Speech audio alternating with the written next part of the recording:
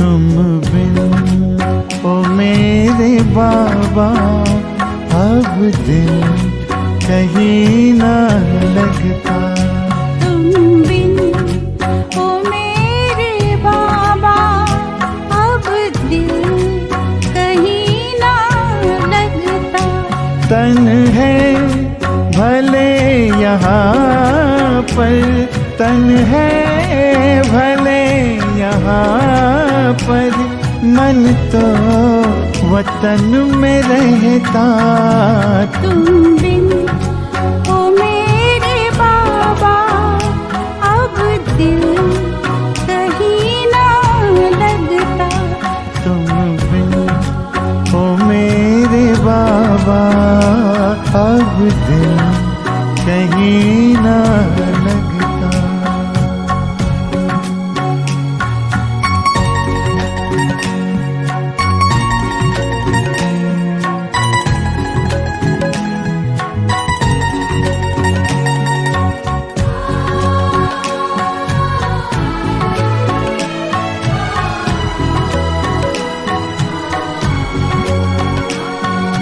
जलते हैं अंधेरों में आँखों के दो दिए, आँखों के दो दिए।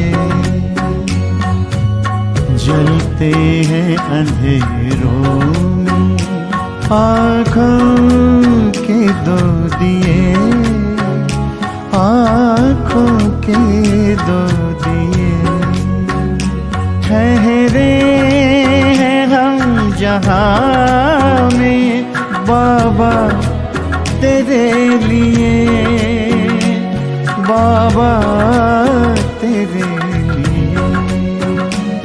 यादों का आशियाना इसमें तू ही तो बसता। तुम बिन ओ मेरे बाबा अब दिल कहीं ना लगता।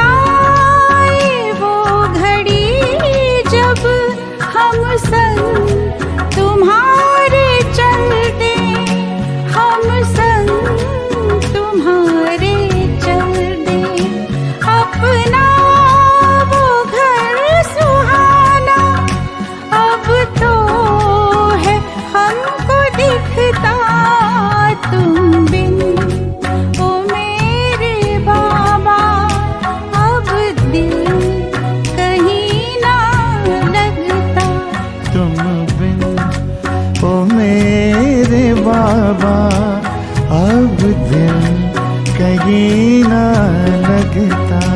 तन है भले यहाँ पर, तन है भले यहाँ पर, मन तो वतन में रहता। तुम बिन ओ मेरे बाबा अब दिल कहीं न लगता। तुम बिन ओ मेरे बाबा अब दिल कहीं ना लगता। तुम बिन ओ मेरे बाबा अब दिल कहीं न लगता।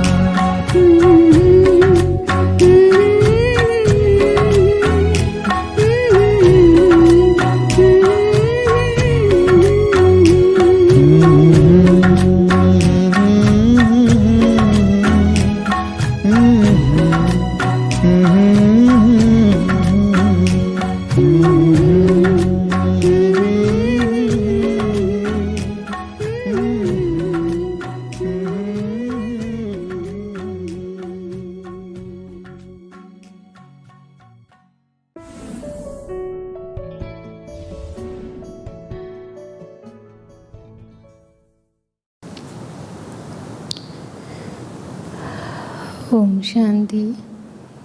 Good morning.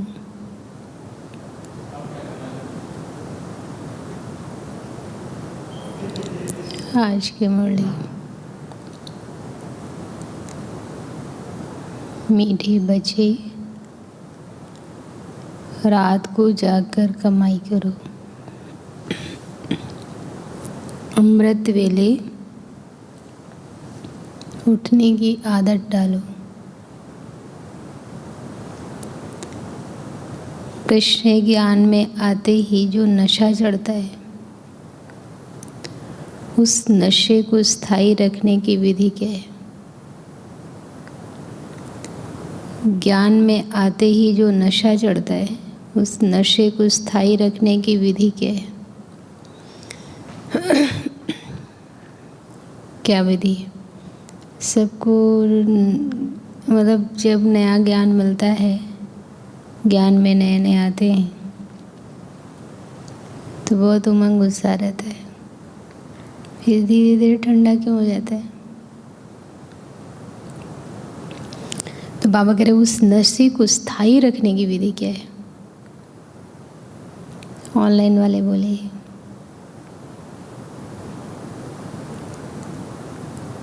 उत्तर है, जब ज्ञान में नए नए आते हैं तो बहुत नशा चढ़ता है।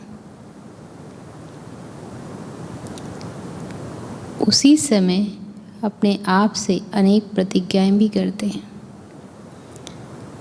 बाबा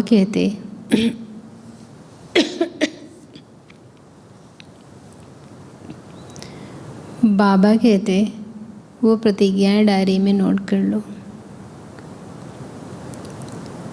फिर उसे रिवाइज करते रहो तो नशा स्थायी रहेगा।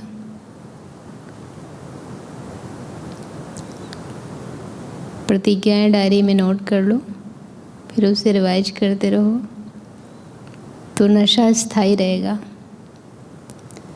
नहीं तो माया के तूफानों में आने से नशा उड़ जाएगा। अगर कोई भूल चलते चलते हो जाए तो फौरन सुनाकर हल्के हो जाओ, फिर दोबारा वो भूल ना हो।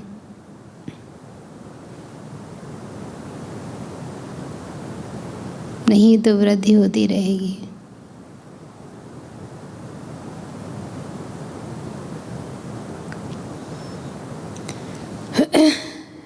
अगर कोई भूल चलते चलते हो जाए तो फौरन सुनाकर हल्के हो जाओ, फिर दोबारा वो भूल ना हो, नहीं तो वृद्धि होती रहेगी।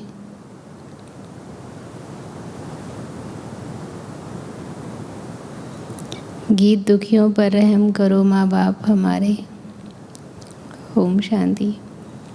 ये गीत बहुत अच्छा है क्योंकि दुखी तो सारी दुनिया है और याद भी करते हैं, तुम माता पिता हम बालक तेरे, तुम्हारी कृपा से सुख घनेरे मिलते हैं। इस समय सारी दुनिया दुखी है, इसलिए फिर बाप को याद करते हैं तो माँ को भी ज़रूर करेंगे। ये गीत बहुत अच्छा है, सुना है आप लोगों ने? तुम जानते हो माँ बाप के पास जन्म लेने से हमको वर्षा मिलता है 1 सेकंड में। अब ये गीत लौकिक माँ बाप के लिए तो नहीं हो सकता,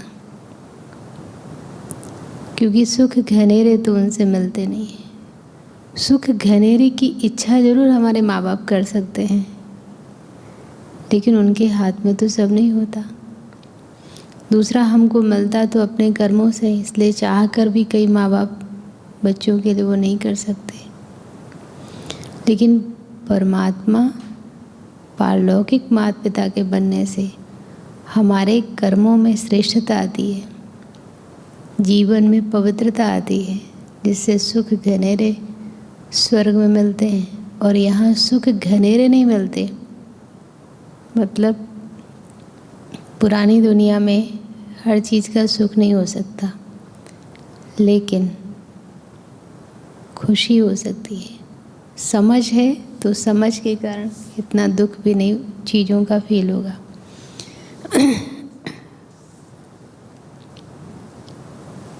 भारत में ये गायन है, बच्चे अब सम्मुख बैठे हैं, जगत अम्बा है तो ज़रूर जगत पिता भी होगा, उनके ऊपर भी कोई होगा, क्योंकि इस समय सुख धाम का वर्षा मिलना है।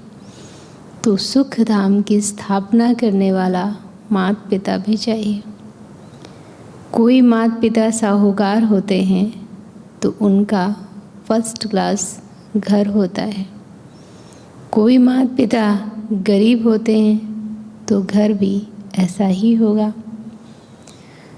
सतयुग में देखो राधे कृष्ण हैं, उन्हों को पहली बादशाही मिली है। राधे जरूर कोई राजा के पास जन्म लेगी तो राजकुमारी होगी और श्री कृष्ण राजकुमार होगा, फिर उन्हों की शादी करनी ही है, ये तो बरोबर है। माता पिता अब दैवी राजधानी स्थापन कर रहे हैं। देवी देवताएं सूर्यवंशी महाराजा महारानी थे, तुम जानते हो। इन्हों को ये मर्तबा कैसे मिला? राम सीता को चंद्रवंशी राजाई कैसे मिली? कलयुग के अंत में तो कुछ भी नहीं है, ये है पढ़ाई से राजाई। जैसे उस पढ़ाई से इंजीनियर बैरिस्टर आदि बनते हैं, ये है फिर पढ़ाई से राजाओं का राजा बनना। एक ही बाप है जो राजाई पद के लिए राजयोग सिखलाते हैं, और कोई ऐसी यूनिवर्सिटी नहीं जहाँ राज्य पद प्राप्त करने के लिए पुरुषार्थ कराया जाता हो। इसका नाम भी है गीता पाठशाला। गीता से तो राजाई पद मिलता है। अच्छा, वेद उपनिषद से कौन सा पद मिलता है? शायद मुक्ति, उसके लिए ही पढ़ते होंगे। राजयोग तो भगवान ही आकर सिखलाते हैं। कितनी सहज बात है, कल की बात है। बरोबर लक्ष्मी नारायण का राज्य था। गाते भी हैं, क्राइस्ट से 3000 वर्ष पहले देवताओं का राज्य था। उन्हों को कैसे मिला? जरूर भगवान ने विनाश के पहले पढ़ाया है, उनके बाद ही विनाश हुआ होगा। फिर राजयोग से सतयुग में राज्य पद पाया। ये है संगम। तुम लिख सकते हो, इस समय ही सेकंड में सूर्यवंशी चंद्रवंशी राजाई प्राप्त हो सकती है। आकर समझो। चित्रों पर तुम अच्छी तरह समझा सकते हो। समझाने वाले कैसे चाहिए? समझाने वाले एक तो पूरा खुद समझे हुए हों, दूसरी बात खुद जीवन में धारण कर रहे हों तो असर पड़ेगा। तीसरी बात, बाबा कई बार कहते हैं कि तुम योग लगाओ, याद करो, तो ज्ञान तलवार में योग का जौहर होगा, तो सामने वाले को वो बात प्रभावशाली ढंग से कह पाएंगे। चौथी बात, बाबा कई बार कहते हैं कि आत्मिक दृष्टि हो, उसको आत्मा भाई समझकर समझाओ तो सामने वाले को तीर लगेगा। पांचवी बात, बाबा कई बार कहते हैं कि डबल सेवा करो, मनसा सेवा भी करो पहले, तब समझाने और समझने वाले दोनों का बहुत कल्याण होगा। समझाने वाले शुरुट बुद्धि चाहिए। शुरुट मतलब समझदार। ब्रह्मा कुमार और कुमारियाँ शु के पोत्रे और पोत्रियाँ हुई, परंतु बाप कहते हैं मुझे कोटों में कोई पहचानते हैं और मुझसे वर्षा लेते हैं। सेकंड में जीवन मुक्ति पाते हैं, फिर जीवन मुक्त में ऊंच पद प्राप्त करने के लिए पुरुषार्थ करना है। सेकंड में जीवन मुक्ति पाते हैं, पर जीवन मुक्ति में ऊंचे पद के लिए फिर सेकंड में नहीं हो सकता, उसके लिए पुरुषार्थ करना पड़ेगा। ये सब समझाने के लिए कौन सा ये सब समझाने के लिए कौन सा चांस होता है? मेले प्रदर्शनी निकले, मेले में बिना बुलाए बहुत सारे लोग इकट्ठे होते हैं। प्रदर्शनी में बहुत सारे लोग आते हैं, ख्यालात चलते हैं, नई नई पॉइंट्स निकलती हैं, दिन प्रतिदिन चित्र आदि सहज निकलते जाते हैं और निकलते सब ड्रामानुसार ही हैं। कल पहले जो एक्ट चली है वही चलनी है। ऐसा कोई लिख न सके कि ये प्रदर्शनी 5000 वर्ष के बाद फिर इस समय निकाली गई है, फिर कल्प के बाद निकलेगी। ये बात तो वही कह सकता है जो पूरे कल्प को जानता हो। तो कल्प के बारे में तो किसी को सही पता नहीं, हूबहू रिपीटेशन होता है ये भी किसी को पता नहीं, सिर्फ गाते हैं। ये तो बाबा ही बता सकते हैं, बाबा ही बताते हैं, इसलिए हमको भी पता पड़ता है। एक ही बार कल्प के संगम पर ये प्रदर्शनी निकलती है अथवा 5000 वर्ष के बाद ये प्रदर्शनी परमपिता परमात्मा से सेकंड में जीवन मुक्ति पद पाने अथवा समझाने के लिए हम निकालते हैं। ये सब देश देशांतर में जाएगी। ये बात जो बाबा ने भविष्यवाणी कब की होगी, आज कितने देशों में गई। नई नई पॉइंट्स बाबा समझाते रहेंगे, एडिशन करेक्शन होती रहेगी। वो लोग रामायण आदि छपाएंगे तो वही छपाएंगे, इसलिए हमको कहते हैं आगे तुम क्या लिखते थे अब क्या लिख रहे हो।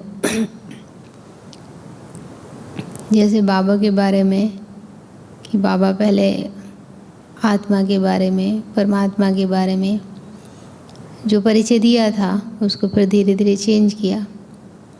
आगे तुम क्या लिखते थे अभी क्या लिख रहे हो। बाबा कहते मैं तुमको रोज़ नई बातें सुनाता हूँ, सब इकट्ठी थोड़ी सुनाऊँगा। साइंस वाले तो कितना चेंज करते हैं, पहले कितना लाखों वर्ष पुराना, फिर करोड़ों वर्ष पुराना, फिर लाखों वर्ष हो जाएगा। सब इकट्ठी थोड़ी सुनाऊंगा। उन्होंने लिखा युद्ध के मैदान में गीता सुनाई, 18 अध्याय की गीता बनाई। जो संस्कृत में होशियार होते हैं वो आधे घंटे में श्लोक कंठ कर लेते हैं। मुख्य है ही गीता, बाकी भागवत में तो कहानी है। गीता को ही संस्कृत में बनाया है, छोटी सी गीता संस्कृत में बनाई है। बाबा के पास छोटी सी गीता थी। आजकल भी कई छोटी छोटी गीताएं, गीता प्रेस वाली तो बहुत छोटे छोटे रखते हैं।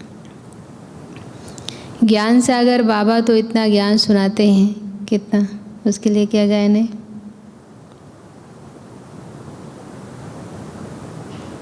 जो सागर को स्याही बनाओ, एक दोहा है ना, सारा सागर मस्त करूं, जंगल सब बन रहा है। जंगल को कलम बनाओ, सारी पृथ्वी को कागज बनाओ तो भी पूरा ना हो।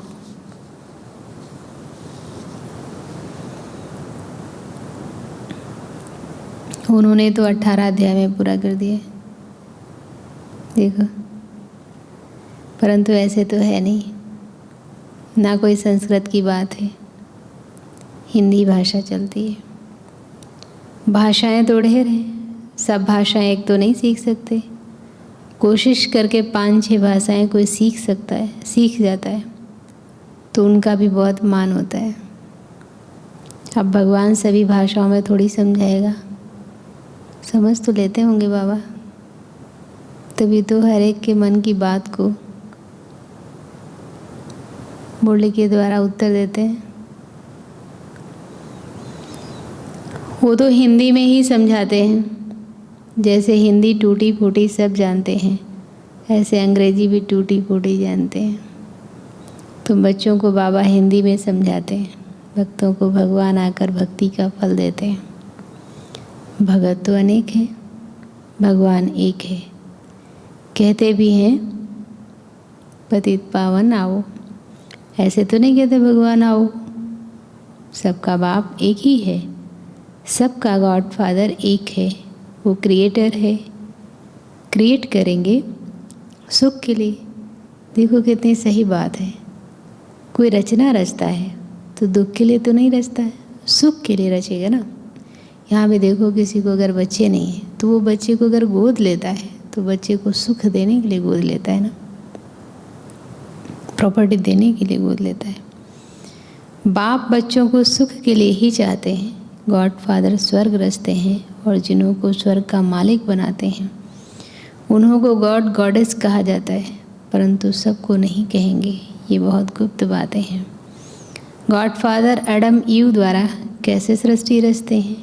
गॉड अलग है, ये धीरे धीरे समझते जाएंगे। झाड़ वृद्धि को पाता रहेगा, भारत को ही मुक्ति, जीवन मुक्ति मिलती है। सुखधाम भारत बनता है। पहले भारत ही प्राचीन खंड था जहाँ देवी देवताएं राजी करते थे। उसके बाद इस्लामी बौद्धिक खंड स्थापन हुए। बिल्कुल सहज है, जिस समय जिसका सैपलिंग लगना है उन्हों का ही लगता है। देखो कैसे कैसे पत्र लिखते हैं। बाबा, हम 4 दिन के बच्चे हैं, हमने आपको पहचान लिया है। कोई तो कितने वर्षों तक भलाते रहते हैं, परंतु कभी पत्र भी नहीं लिखते। कोई तो फट से पत्र लिखते हैं। आगे चलकर माया के तूफान बहुत आएंगे। तूफान से फिर क्या होता है? अब मतलब देखो, जब तूफान यहाँ आता है तो तूफान, अगर बाहर का तूफान जो आता है तो क्या होता है? खासकर अभी शहरों में तो पता नहीं, मतलब बहुत ही, यहाँ पे फिर भी हो सकता है, लेकिन जैसे बहुत घनी बस्ती जो है वहाँ इतना तूफान का असर नहीं दिखाई पड़ेगा। लेकिन ऐसे ही जो तूफान, बहुत बड़े तूफान नहीं, लेकिन यहाँ जो तूफान आते हैं जहाँ बहुत पेड़ पौधे हों, वहाँ कैसा होता है? पेड़ गिरे होंगे, पत्ते तो बहुत गिरे होंगे। तो बाबा कह रहे हैं तूफान से पुराने पत्ते भी गिर जाते हैं। तो सृष्टि रूपी कल्प वृक्ष में जो ये नया वृक्ष, मतलब नई स्थापना हो रही है, उसमें जो पुराने होते जा रहे हैं तो वो उमंग उत्साह कम होता जा रहा है, तो कमज़ोर होते जाएंगे। नयों को पहले खुशी का पारा बहुत चढ़ता है। बाबा, हम आपके होकर रहेंगे, परंतु माया कम नहीं है, इसलिए फिर जरा सा तूफान आएगा तो गिर जाएंगे। जब प्रतिज्ञा करते हो तो डायरी पर नोट रखो, तो हमने क्या क्या प्रतिज्ञा की। तो आज अगर किसी ने पहले से नोट कर रखी है तो अच्छी बात है, नहीं है तो एक डायरी बना लेना चाहिए जिसमें अपनी प्रतिज्ञा नोट कर लेनी चाहिए। कई तो प्रतिज्ञा कर फिर कभी डायरी को देखते भी नहीं हैं, इससे क्या फ़ायदा? ऐसे नहीं हमारे पिछाड़ी वाले पढ़ेंगे। हमारी प्रतिज्ञा पिछाड़ी वाले क्यों पढ़ेंगे? अब जैसे कोई शराब पीता है तो उसने प्रतिज्ञा की आज से मैं शराब नहीं पीऊँगा। अभी पीछे आने वाले पीते ही नहीं हैं, तो उनको उस प्रतिज्ञा से मतलब क्या है? हमको क्रोध आता है तो हम क्रोध के लिए प्रतिज्ञा करेंगे कि बाबा हम शांति में रहेंगे। हमारे पीछे वालों को क्रोध आता ही नहीं है, उनको मोह है, तो वो मोह की प्रतिज्ञा करेंगे ना। तो ऐसे नहीं हमारे पिछाड़ी वाले पढ़ेंगे। यहाँ तो कोई पोतरे पोतरियाँ आदि रहने नहीं है। जिसने जो उठाया सो उठाया, ना पढ़ा तो कच्चा ही रह जाएगा। थोड़ी भूल कर फिर बताया नहीं तो भूल वृद्धि को पाती रहेगी। एक कहानी भी है कि माँ का कान पकड़ा कि तुमने मुझे पहले क्यों नहीं सुनाया। सबने सुनी है ना कहानी कि बेटा जेल गया तो उसको अंतिम इच्छा पूछी तो माँ को बोलता है मिलने के लिए, फिर माँ को वो कान काटता है। कहता है जिस दिन मैं पहली बार चोरी करके आया था, अगर उस दिन तुमने डांटा होता तो आज फांसी का फंदा गले में ना होता। एक कहानी भी है कि माँ का कान पकड़ा कि तुमने मुझे पहले क्यों नहीं सुनाया, पहले सुनाती तो मुझे जेल नहीं मिलता। ये सब दृष्टांत है। कभी चोरी नहीं करनी चाहिए। चोरी भी अलग अलग तरीके की होती है, नहीं तो आदत पड़ जाएगी और धर्मराज के बहुत डंडे खाने पड़ेंगे। तो चाहे कोई बहुत बड़ा चोरी चाहे कोई बहुत बड़ी चोरी, जैसे आजकल सुनने में आता ना इतने करोड़ का घोटाला, तो चाहे कोई कितनी भी बड़ी चोरी कर रहा हो, लेकिन शुरुआत तो उसने छोटी सी ही किया होगा ना। तो छोटी को ख़त्म करना, मतलब छोटी आदत है उस समय उसको ख़राब आदत को ख़त्म करना सहज होता है, लेकिन लंबे समय तक करने पर फिर हिम्मत आती जाती है, बड़ी बड़ी करने लगते हैं, तो उस समय आदत इतनी पक्की हो जाए तो मुश्किल होगी। नहीं तो आदत पड़ जाएगी और धर्मराज के बहुत डंडे खाने पड़ेंगे। अब बाप से जितना वर्षा लेना है सो ले लो। विश्व के बादशाह ही बाप दे रहे हैं और क्या दे, बाकी रहा ही क्या। अपनी बेगरी जीवन है, इसमें देही अभिमानी बनना है। देही से ही सारी दुनिया को हम भूलते हैं। लोभ नहीं रखना चाहिए, जो मिले सो अच्छा। कहा जाता है, क्या कहावत है, मांगने से मरना भला। एक दो है ना।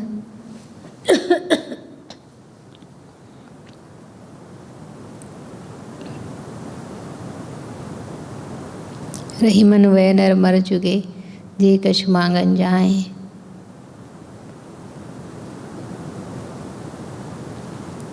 तो बाबा कह रहे मांगने से मरना भला। शिव बाबा के भंडारे से तो सब कुछ मिलता ही है। अमृत वेले आपे ही उठने की आदत डालनी है। किसके अनुभव में है? भगवती दादी या किसी दादी के अनुभव में ना, कि बाबा कहते थे कि तुम स्टॉक संभालती हो तो किसी को मांगना ना पड़े। कई लोग मांगने की मतलब अच्छा नहीं मानते, उनको मांगना पड़े ये उनको अच्छा नहीं लगता। तो बाबा कह रहे थे कि तुमको जिसको जो चाहिए मांगने की ज़रूरत ना पड़े, उससे पहले ही दे दो।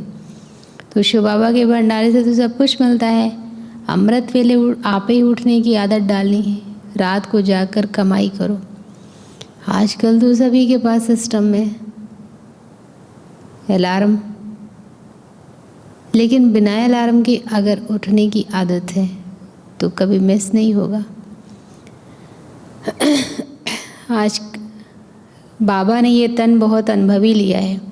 वो भी रत्न, ये भी ज्ञान रत्न, मतलब जवाहर ही थे ना बाबा। हीरों को परखना आसान थोड़ी होता है। और बाबा की नज़र बहुत पारखी थी। दूसरे लोग भी बाबा से परखने के लिए आते थे, परखवाने के लिए कि हीरा किस क्वालिटी का है। तो वो रत्नों का धंधा करते थे। ये ज्ञान रत्नों का धंधा भी बाबा ने बहुत अच्छा किया। आजकल झूठे हीरे भी ऐसे निकले हैं जो बात मत पूछो। चित्रों पर समझाना बहुत सहज है। सेकंड में बाप से आकर वर्षा ले लो। ऊपर में बाबा, ये हैं ब्रह्मा कुमार कुमारियाँ। जब से हम बाबा के बने तो जीवन मुक्ति का वर्षा तो है ही, बाकी हम पुरुषार्थ करते हैं मोक्ष पद पाने का। परमपिता परमात्मा ब्रह्मा द्वारा मनुष्य सृष्टि रचते हैं। बांधेलियाँ कहती हैं, क्या कहती होंगी बाबा को? आप में से किसी को बंधन है? बांधेलियाँ कहती हैं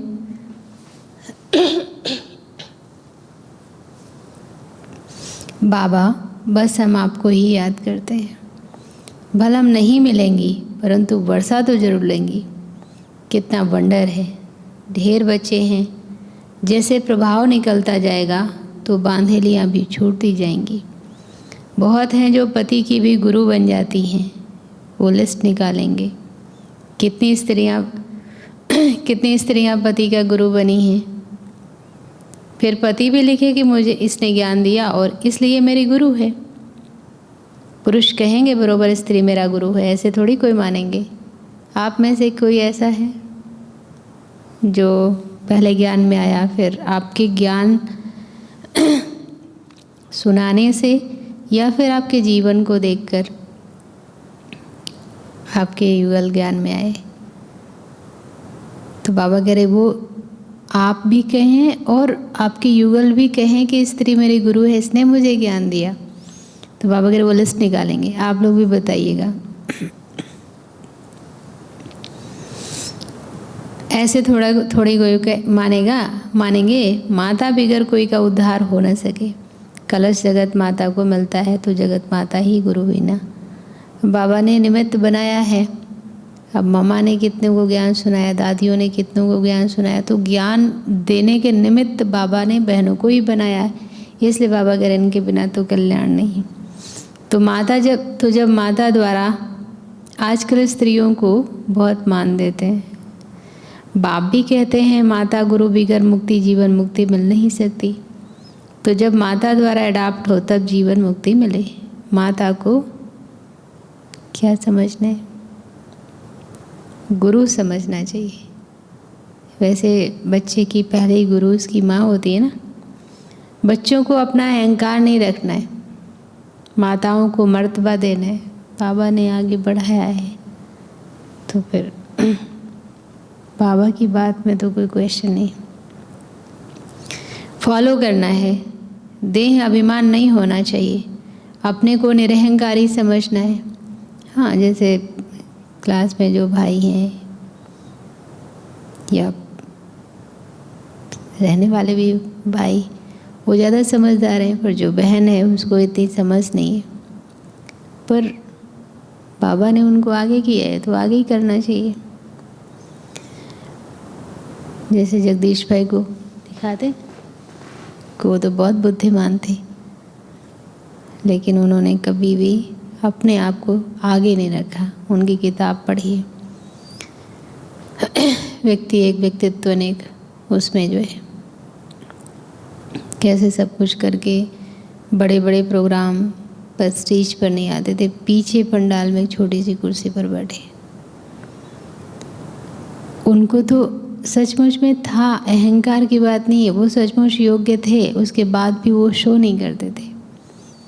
अपने को निरहंकारी समझना है। बाप भी अपने को निराकार समझते हैं। तुम कहेंगे I am incorporeal come corporeal, जैसे लिखते हैं हॉस्पिटल कम यूनिवर्सिटी। ये सब बातें समझाने के लिए दी जाती हैं। सब में एक रस धारणा नहीं होती। पुरुषार्थ कर धारण करना और कराना है। सुना और सुनाया, तुरंत दान महापुण्य। धन दान नहीं करेंगे तो साहूकार कैसे बनेंगे? तुम हो सबसे जास्ती क्या? तुम हो सबसे जास्ती क्या? ऑनलाइन वाले बोले तुम हो सबसे जास्ती लोभी। बाबा ऊपर क्या बोल रहे थे?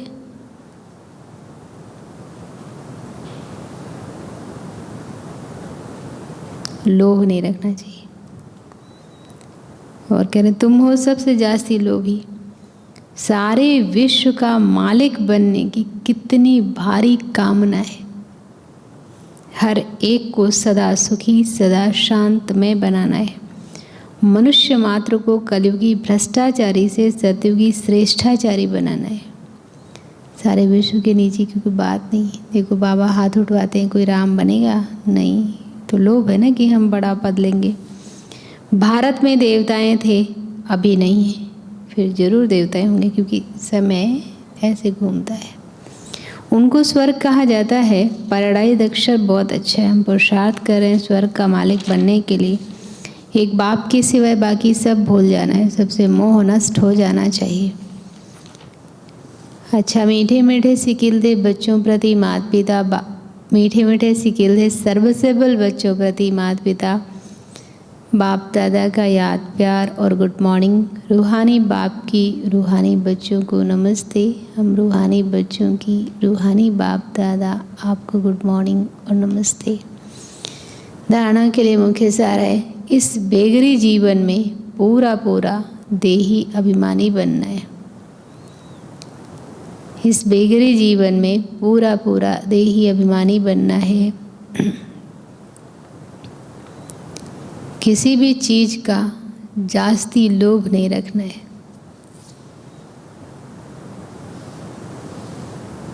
जो मिले सो अच्छा, मांगने से मरना भला। बाबा यहाँ स्थूल की बात कर रहे हैं, इस दुनिया की बात कर रहे हैं। बाकी जो भविष्य प्रारब्ध बनाने की बात है, उसमें कहा कि तुम जास्ती लोभी हो और तुम्हें करना भी चाहिए। लेकिन यहाँ किसी भी चीज़ का जास्ती लोभ नहीं, क्योंकि बेगरी लाइफ है।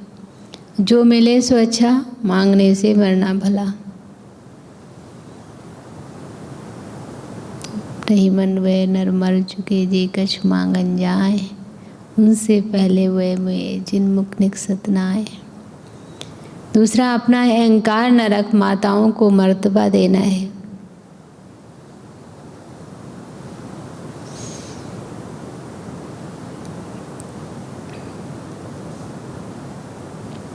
बाप समान निराकारी निरहंकारी बनना है।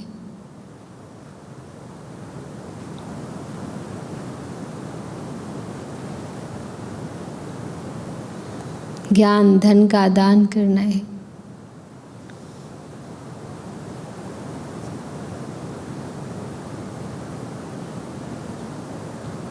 वरदान।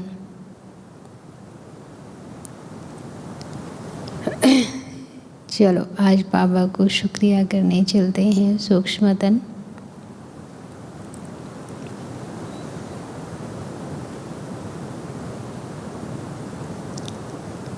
अपने फरिश्ते स्वरूप में देखिए अपने आप को बाबा के सामने।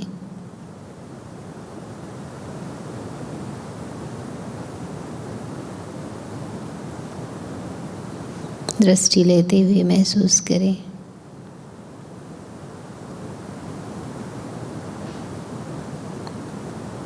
प्यार का सागर, अपना अनमोल प्यार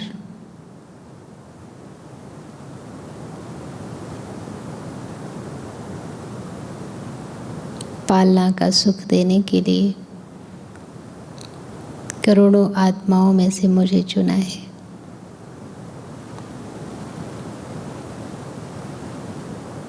ज्ञान सागर, अपने अनमोल ज्ञान रत्न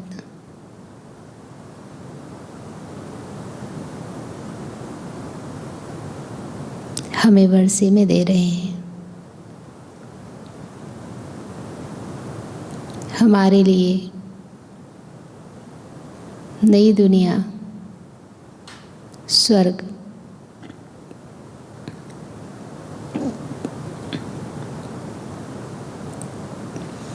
सुख की प्रारब्ध बना कर दे रहे हैं।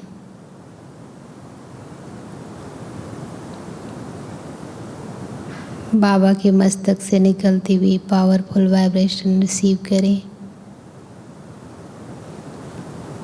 महसूस करें कि बाबा आज हमें प्यार, शक्तियों का वर्षा दे रहे हैं।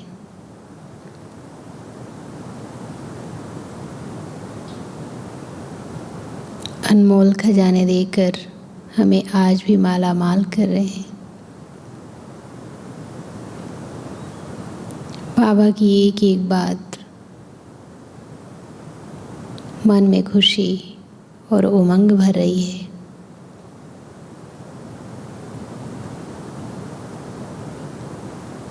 छोटी छोटी बातें जीवन में धारण करा जीवन को दिव्य बना रहे हैं।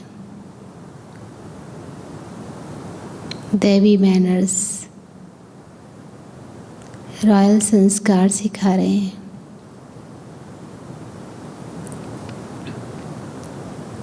मेरे मस्तक पर हाथ रखकर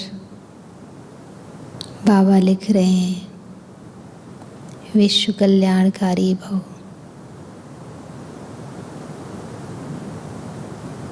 वरदान दे रहे हैं बाबा।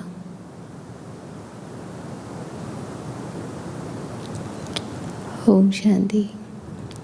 अभी नोट करें, चारों ही सब्जेक्ट को अपने स्वरूप में लाने वाले, चारों ही सब्जेक्ट को अपने स्वरूप में लाने वाले विश्व कल्याणकारी भव। देखो कितना अच्छा वरदान है। पढ़ाई की जो 4 सब्जेक्ट हैं, पढ़ाई की जो 4 सब्जेक्ट हैं उन सब का 1-2 के साथ संबंध है।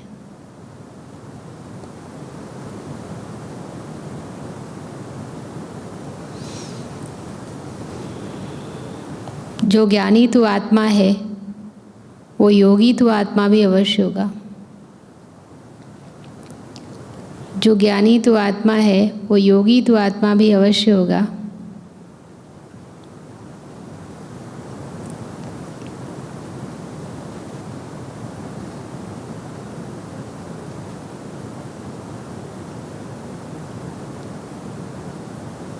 और जिसने ज्ञान योग को अपनी नेचर बना लिया,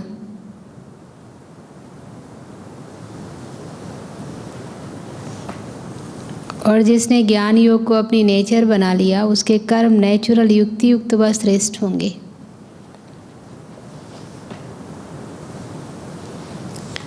उसके कर्म नेचुरल युक्ति युक्त व श्रेष्ठ होंगे।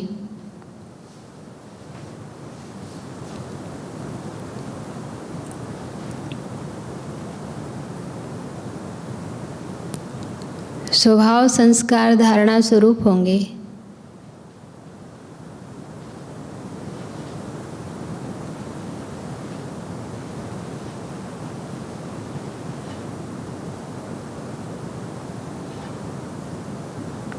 जिनके पास इन तीनों सब्जेक्ट की अनुभूतियों का खजाना है, जिनके पास इन तीनों सब्जेक्ट की अनुभूतियों का खजाना है, वो मास्टर दाता अर्थात सेवाधारी स्वतः बन जाते हैं। वो मास्टर दाता अर्थात सेवाधारी स्वतः बन जाते हैं।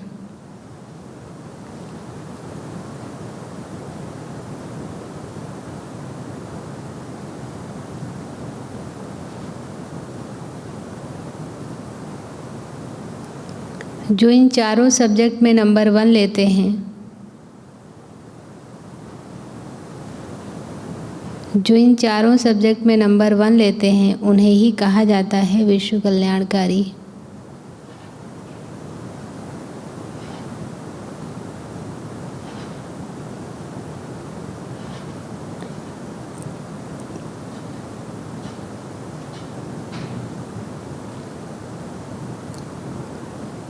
स्लोगन: माया के विकराल रूप के खेल को साक्षी होकर देखो। माया के विकराल रूप के खेल को साक्षी होकर देखो तो निर्भय रहेंगे।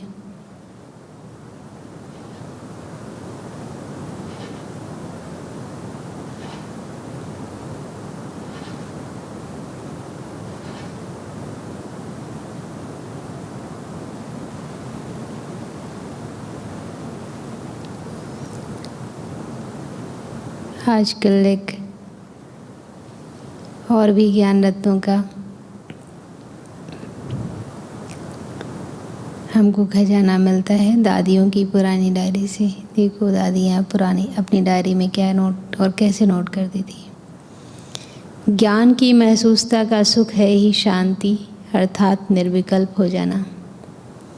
अंदर जाने से शांत रूप हो जाते हैं। इस अविनाशी ज्ञान से संपूर्ण शांति के स्थान पर जाए पहुँचते हैं।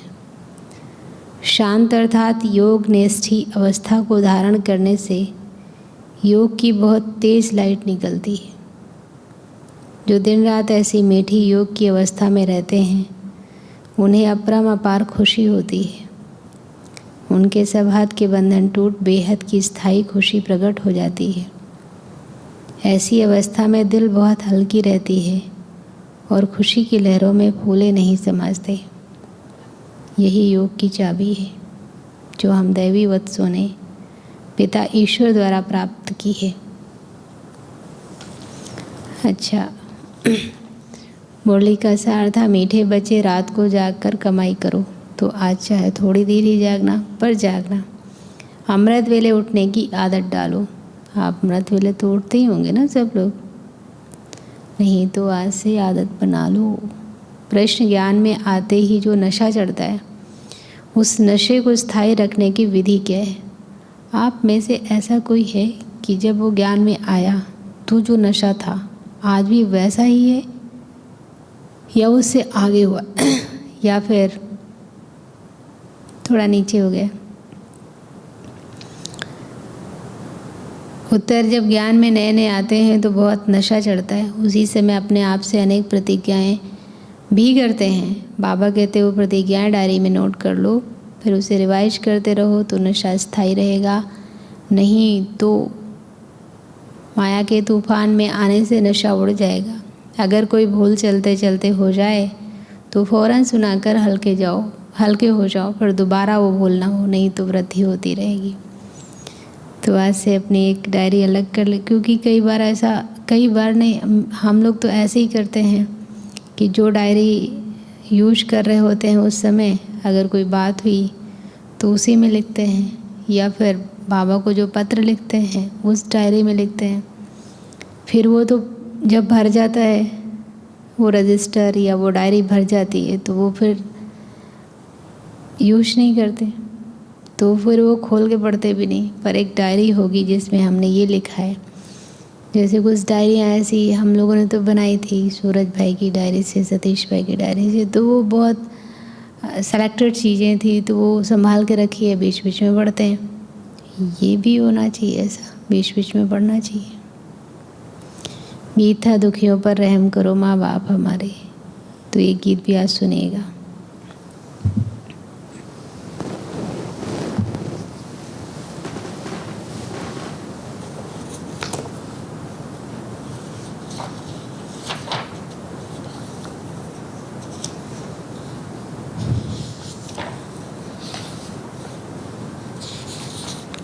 आज का पुरुषार्थ। आज का सम्मान, मैं आत्मा विश्व कल्याणकारी हूँ और अव्यक्त वाणी है 23 मार्च 81।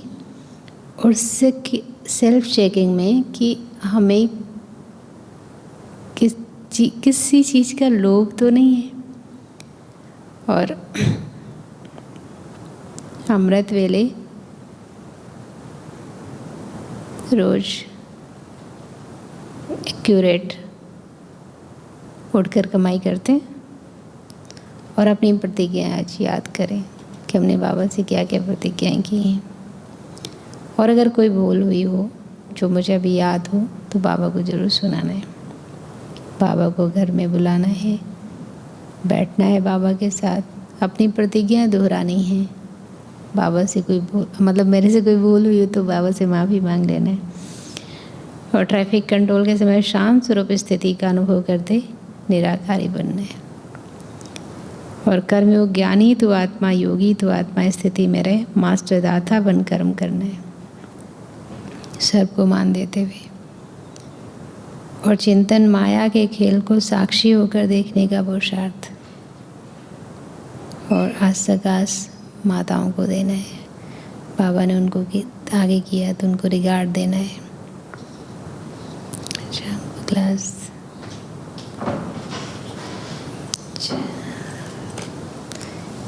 Thank you. ओम शांति।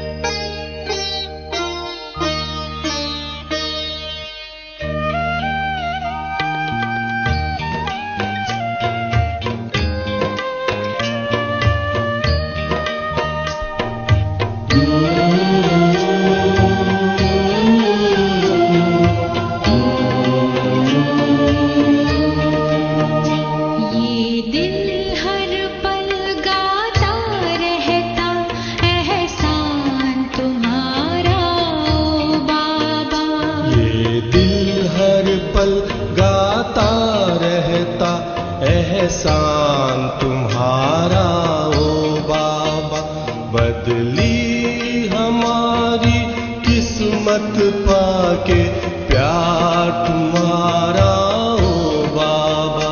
बदली हमारी किस्मत पाके प्यार तुम्हारा ओ बाबा।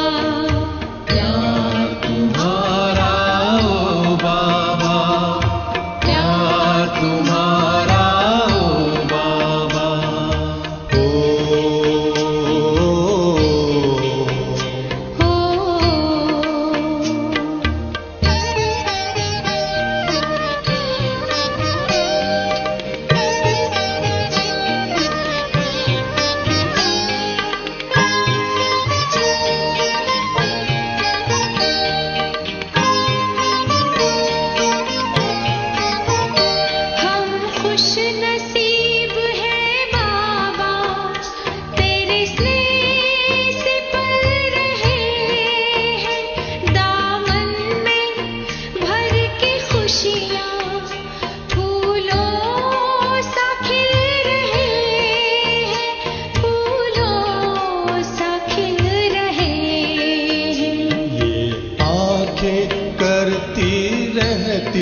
बस दीदार तुम्हारा ओ बाबा। ये दिल हर पल गाता रहता एहसान तुम्हारा ओ बाबा। ओ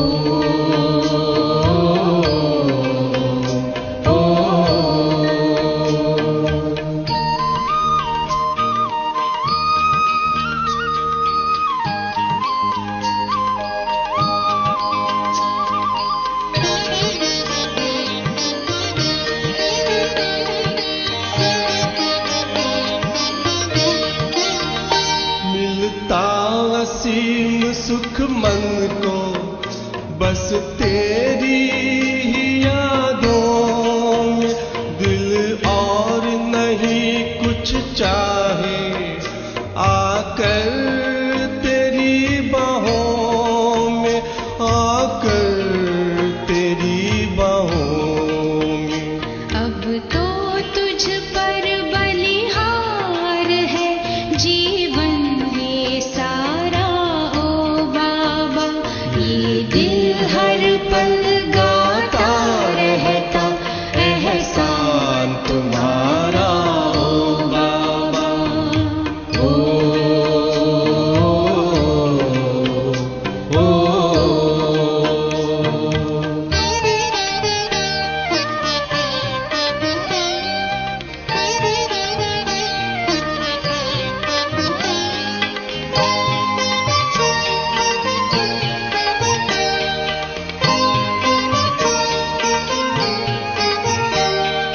परम धाम से आकर हमें क्या से क्या बनाया, सद्ज्ञान के हीरे मोती दे हमको खूब सजाया, दे हमको खूब सजाया। शब्दों में तेरे उपकार का इजहार करूं कैसे